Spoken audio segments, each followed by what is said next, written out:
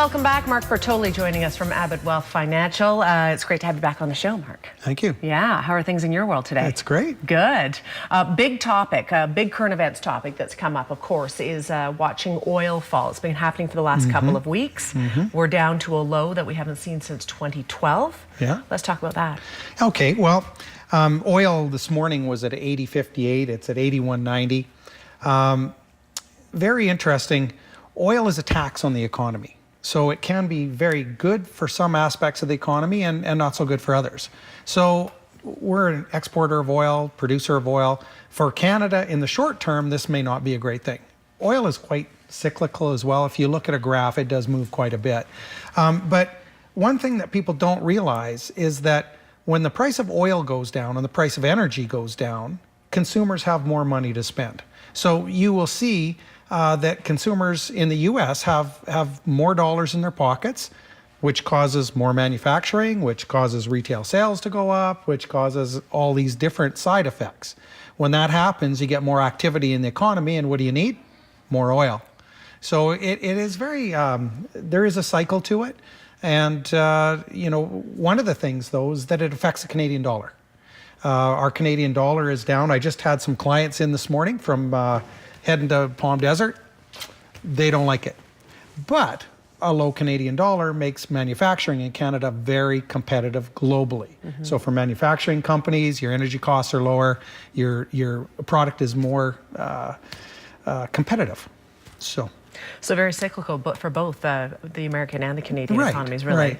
So it's had an effect on the Canadian market, and we've had a decline in the Canadian market. And so I brought a graph just to look at something. And what I want to really talk about is that the markets fluctuate every year. What this graph shows is the S&P 500 by calendar year, and it shows what the end result was, but it also, in the red dots below, shows how much of a decline happened that year. So if you look at, for instance, 2009, at one point in the year, we were down 28%, where we ended the year actually up 23% in the S&P 500. You know, the next year, we were down at 1.16%, but ended the year positive 13. So emotional swings and swings due to current events. You know, there was the Greece crisis. There's always something. The key is to keep your head about yourself, know what you own great companies. Warren Buffett said, have a strong intellectual framework and don't let emotion erode that framework. But so many people seem to be ruled by their emotions when it comes to this. We're going to do a piece on that because a gentleman won a Nobel Prize in economics studying that factor in people. Is that right? And we are going to talk about that. Well, there's something to be learned from that. Yeah. We also have our question of the week that we'll get to as well right now.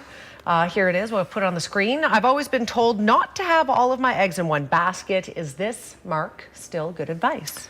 I would say that if you want good and thorough advice, that the time has come where you do the research and find an advisor that you trust.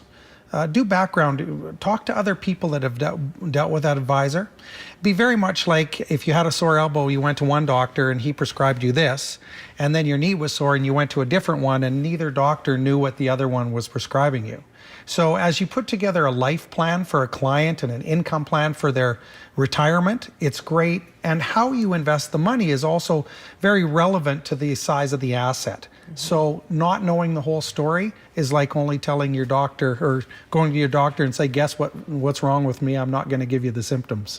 So I'm curious to know for your clients, would they tell you if they had another investor that they also worked with? Is that... Usually we ask that because we do a lot of detailed planning. And really, if we don't know the whole picture, the detailed planning is kind of irrelevant. Right, so you're only hurting yourself by not sort of keeping everybody in the loop. It's, you know, we ask that our clients are honest with us and engaged, and tends to work, and the clients end up knowing where they're going. Absolutely, excellent. Great question today. Thank you for being here. Yeah. Excellent. If you have a question relating to your financial situation and you would like to ask it, it's always safe by email, and that information on the screen, info@abbottwealth.com. You can certainly ask away. Perhaps we will be answering your question next week. We're back in 2 minutes. Stay with us.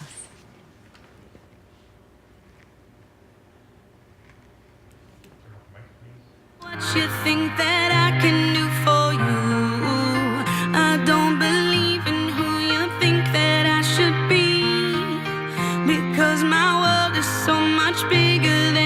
CFJC.